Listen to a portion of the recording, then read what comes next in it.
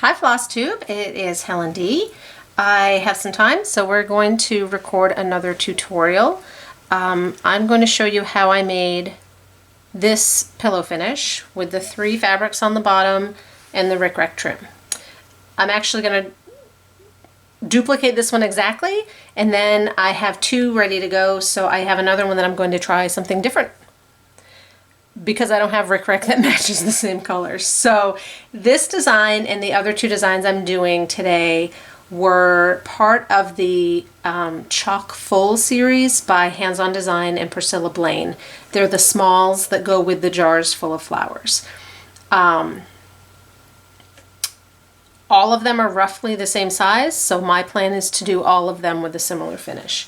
So I picked out 3 fabrics that matched. I've been using fabric lines from quilt shops so that I know they kind of have the same colors, and then I used one of them for the back.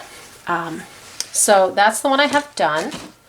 The 2 that we'll make today are Mary and Snowy. And I have a couple of these in various states of starting just to kind of speed up the process for you. So the way that I did this one, in order to make the math as simple as possible, because that is not my strong suit, I wanted to make each of the squares a nice even cut. So I measured across, and the same on this one, I measured across my stitching, and it was 4.5 inches. So I thought, well, if I bumped that out to be 6 inches showing, then each of my fabrics would need to be 2 inches. Then you have to add on your seam allowance. So I cut the stitching piece 6.5 inches. That way I have room for a 1/4 inch seam on each, and I cut each of my little strips 2.5 inches. My strips I've already cut for this one. This is a fabric line called Holliberries. I think it's a Moda, and I cut them 2.5 by 5.5. So those are ready. So then I need to cut my stitched piece. So again, that's going to be right in the way of my giant ruler. This one is 4.5, so I need it 6.5. So I really just need to add 1 inch to both sides. I like these quilting rulers because they have that 1 inch. They have all the inch lines, but the 1 inch right down the middle, and it's clear. So I can line that up at 1 inch right on my furthest most line of stitching, and then just zip it down. And then do the same thing on the other side.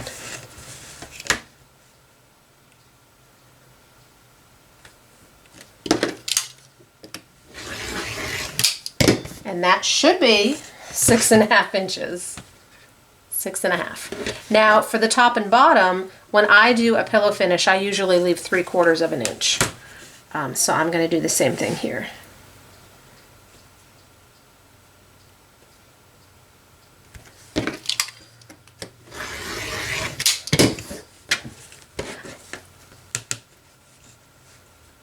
The snowman one I already cut so that you wouldn't have to sit through this twice. But I cut it the same way. 3/4 of an inch on the top and bottom. That one was a little wider, so it ended up being just 3/4 of an inch on the 2 sides as well. So those are ready. I did put a lightweight interfacing on the back. I like to put that on the back so then when I'm stuffing them and I'm jamming my stick up in there or my finger or whatever, I don't pull any stitches.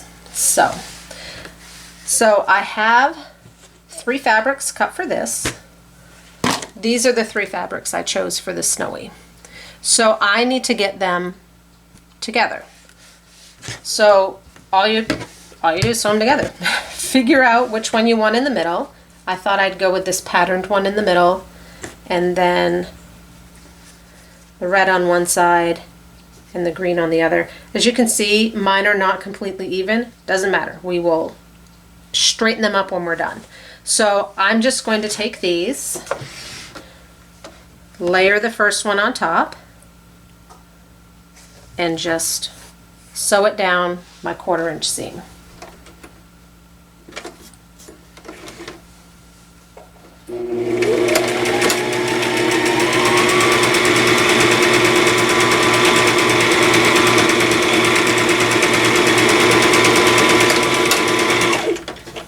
And I did do a little back stitch on there to lock it in place.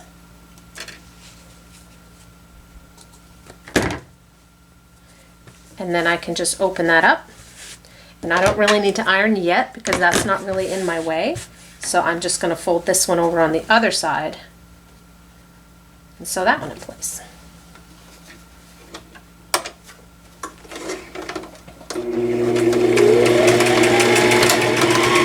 You can pin these if you need to.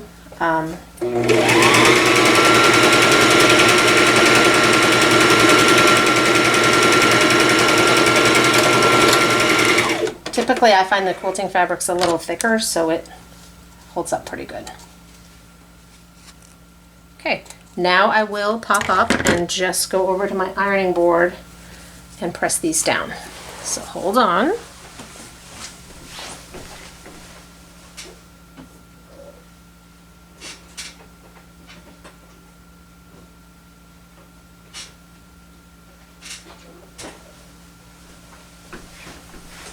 Okay, there's our 3 pieces.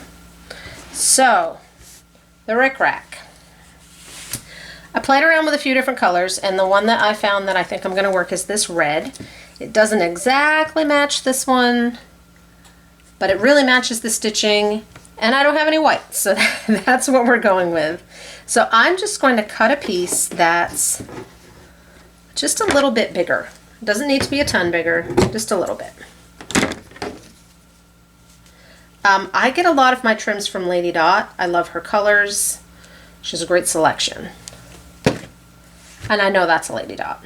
So to get the rickrack on there, first you sew it down just to the stitching. You lay it right on the edge. You could do this by hand if you don't want to do it by machine.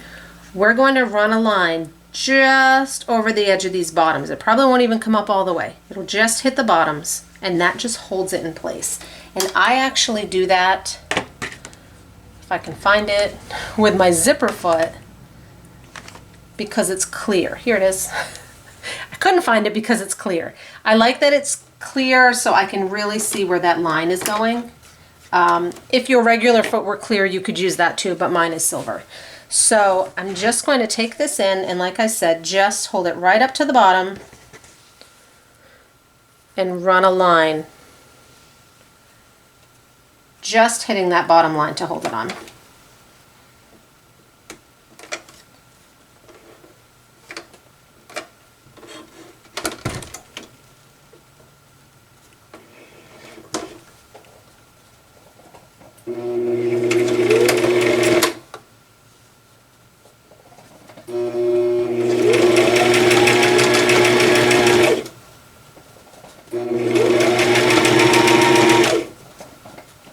I just kind of do it one zig at a time.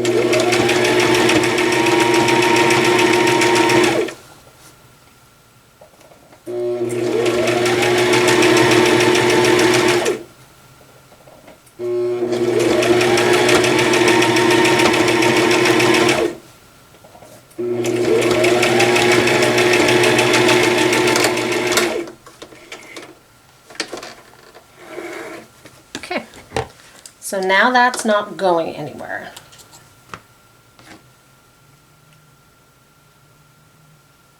Get those out of my way.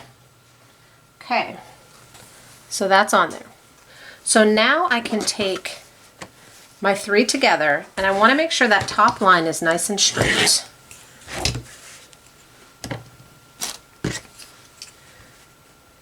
So I'm just going to even these up a smidge.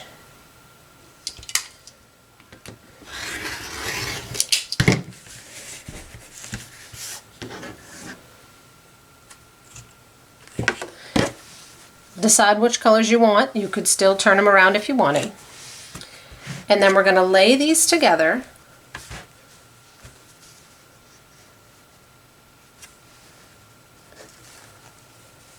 And I like to do it with the stitched side up.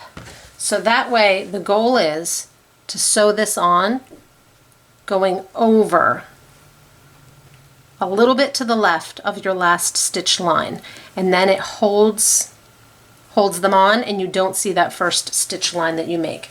And again, if you want to stick a pin in this, I might put a little clip just to hold it down there. So I'm going to go just a little bit, and this is again why the clear one really helps out.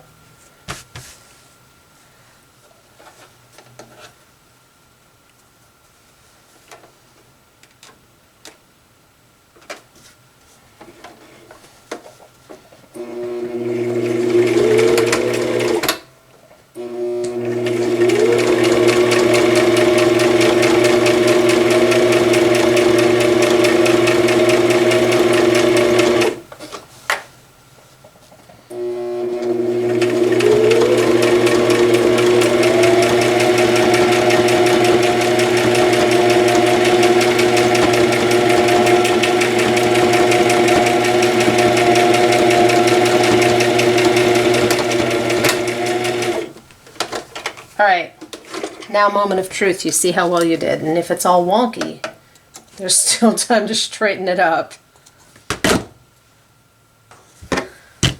Let's see. Nope, that's pretty good. So that kind of holds it on, and when we iron it, it kind of holds it up tight, and that's on there. So before I go and press this, and I usually press it so that my zigzag, my rickrack, is flat, I'm just going to sew this one up quick. This one, I didn't have rickrack that was the right size. So I did have a piece of seam tape, not seam tape, twill tape that was the right color, not the right size. So I thought for this one, we'll try that. Now, I don't want to attach this the same way because it gets a little floppy. So I've got to figure out how I'm going to attach this on, and I think I'm going to do it with double-sided tape. So for this one, I'm just going to sew my stitched piece down right to my backings without anything in between.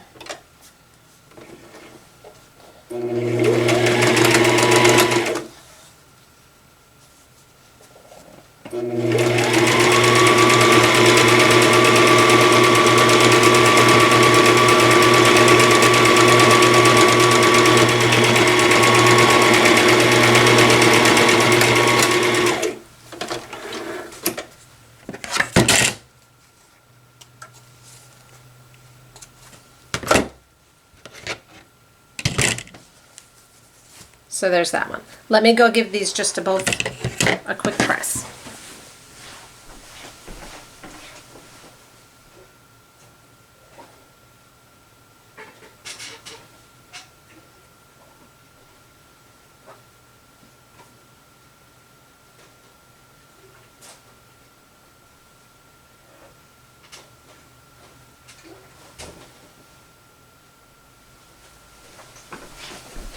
All right.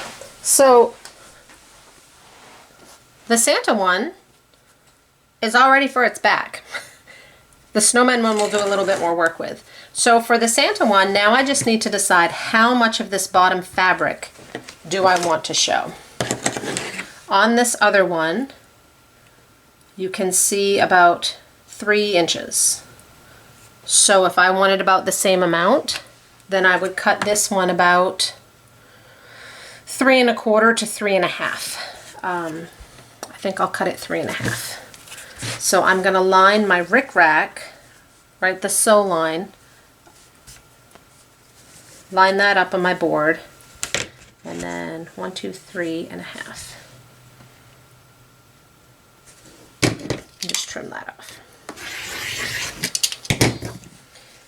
You can save these if you think you're going to use them. I'm probably not. So this one would be ready. I can square up the edges, which should be fine, except cut off that little bit of rickrack. This one's not fine, so I can square that side up. And once they're stuffed, if one side's a little smaller than the other, no one can tell.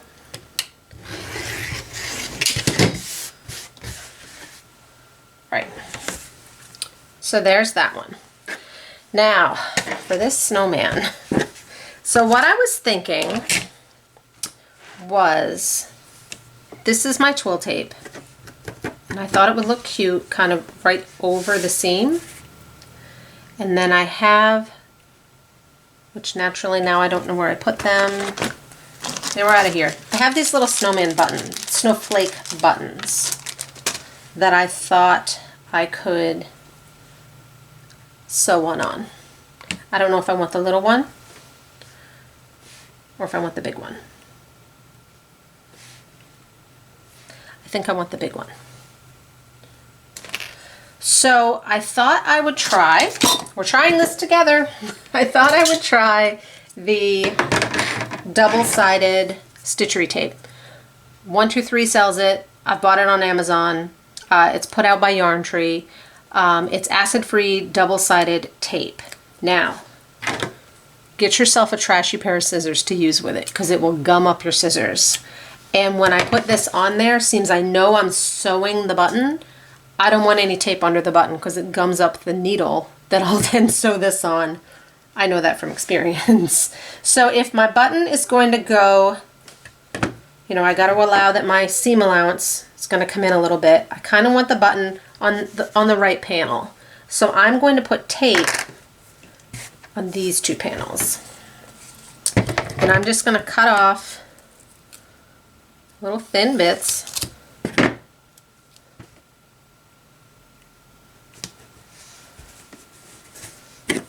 And then once you sew the pillow together, it will kind of hold it too on the sides. My trash scissors are so trash, they don't even connect all the way on one side, which is a problem. Get in there. I'm also being careful not to put the sticky stuff where my needle is going to hit of my sewing machine for the same reason that it will get all sticky. Okay, so let's see if I can peel this up. This one kind of got all cut in half. Okay, all right, so there's that. Here's my twill tape. And I'm just going to eyeball it.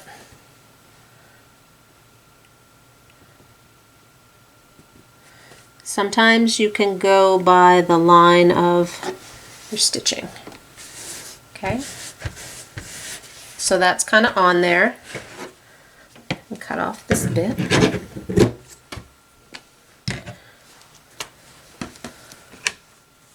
I think that'll work because that kind of holds it down enough, especially once it's stitched, it'll stay nice and tight. And then I need to sew my snowflake on before we can do the back. So I won't make you sit there and watch me sew a snowflake on. I'm going to sew this on, and then I'm going to cut my backing fabric. I like to use the one I used in the middle, and that way I don't need to worry about anything matching up if there's a design or something on the sides. So I'm just going to lay this on my material and cut around it to get it the right size. So I'm going to sew this button on, cut my backing fabrics, and I'll be back. All right, I'm back. I have my backing fabrics cut. They're a little bigger. You can cut them exactly to size if you want, but I just usually trim them off after I sewed this button on. It was weird because it didn't have a buttonhole, so I just kind of went around the snowflake spots. And then I cut the back for that one. So I did switch my foot back so that I have my regular foot. These are pretty standard pillow. I'm just going to take my right sides together I am going to just clip this one. This one's a little tighter than the other one. Now, normally when I make a pillow finish, I leave myself more room on the bottom to turn it. But I did find with these that if you don't sew over where these seams meet, when you're turning and stuffing, they split a little. So I'm actually going to start sewing right before this one and end right over here. That's not going to leave me much room to turn it, but I can do it, and that way I don't have to worry about those coming unraveled. You could always leave your slit on the side, leave your slit on the top. I'm not the neatest in sewing up my bottom, and I know that I'm not putting extra trim on these, so that's why I am going to do it on the bottom, but with a tight opening. So I'm just going to go around this all the way with a 1/2 inch, 1/4 inch seam, and I will kind of do the back stitch on the edges to hold it in place.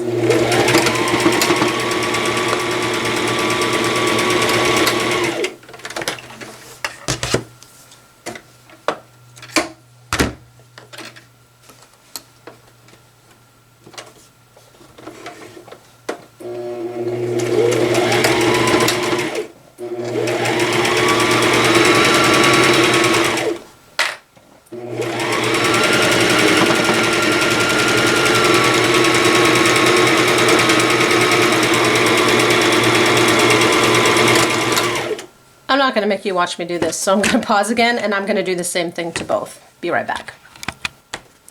All right, I have this one ready to go. So you can see I have extra stuff that now I'm just going to trim up the edges. I typically trim the back just right up with my stitched piece.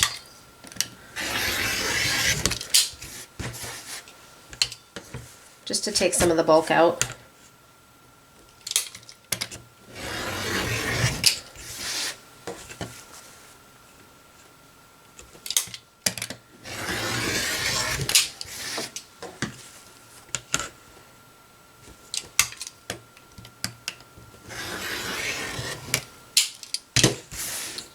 And then I snip the corners, just kind of right up to the stitching. Leave myself a little bit, again, just to take some of the bulk out.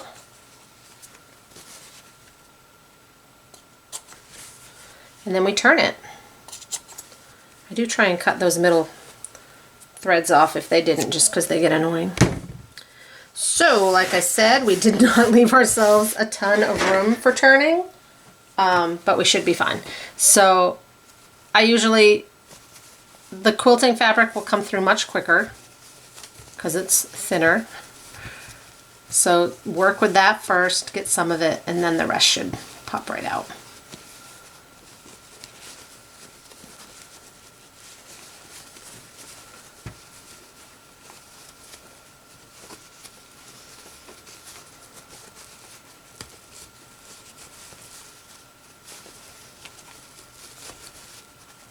It's like opening a present to see how it's going to look when you're done.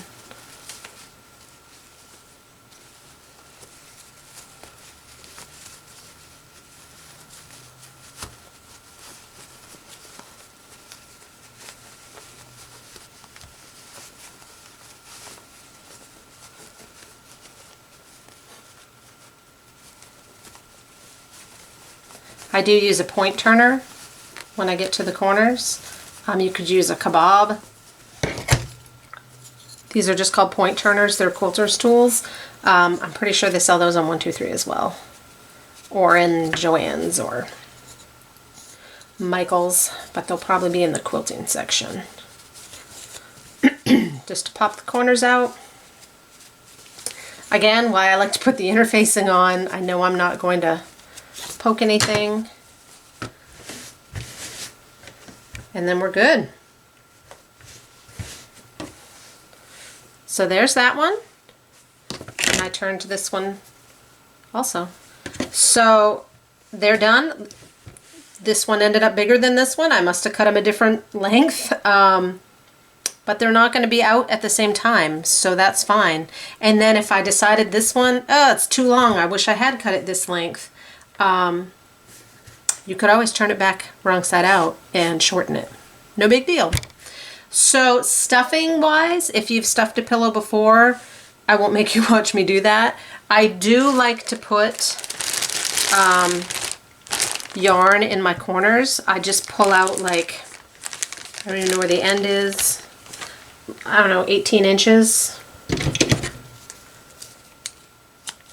I pull out about 18-ish inches, just kind of wad it up and shove it in my corner before I start putting the stuffing in, because I found that no matter how much I put the stuffing in, and I really try and be good about getting the stuffing in the corners, it comes out of the corners. So this way it kind of fills it, and then the stuffing holds the yarn in place even more.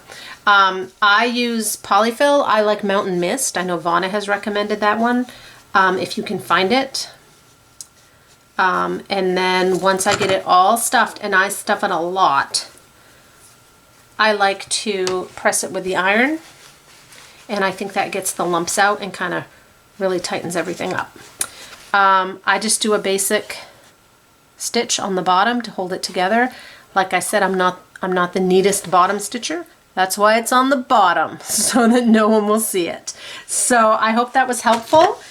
I will finish these up, and if there's ever anything you want me to do a tutorial on, just let me know and I'll see what I can do. Some of them I have space to do and some I don't, but I'll do my best. So thank you so much. Bye.